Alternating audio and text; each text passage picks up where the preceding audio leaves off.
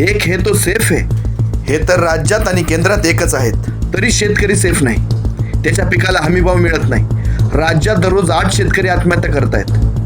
तरुण सेफ नाहीत कारण त्यांना नोकऱ्या नाहीत. इथले सगळे प्रकल्प गुजरातला नेलेत. सरकारी नोकर भरती बंद आहे आणि या बेरोजगारीमुळे महाराष्ट्रात दररोज 2 तरुण आत्महत्या करतायत.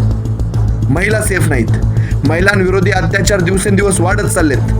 महाराष्ट्र महिलांच्या अत्याचारामध्ये 2ऱ्या क्रमांकावर पोहोचलाय. विद्यार्थी सेफ नाहीत, त्यांचं शिक्षण सेफ नाही. समूह शाळा योजनेच्या नावाखाली राज्यातल्या 15,000 शाळा बंद करणार आहेत. लाखो विद्यार्थ्यांचं भवितव्य अंधारात आहे. आणि एवढंच काय, अहो लहान लेकरं सुद्धा सेफ नाहीत कारण आरोग्य व्यवस्था सेफ नाही. महाराष्ट्रात दर आठवड्याला 100 पेक्षा जास्त अर्भक आणि बालकांचा मृत्यू होतो. या महायुतीच्या भ्रष्टाचारामुळे अख्खा महाराष्ट्र अनसेफ झालाय. अहो यामुळेच महाराष्ट्राची अस्मिता असलेले छत्रपती शिवाजी महाराज यांचा पुतळा देखील सेफ नाही.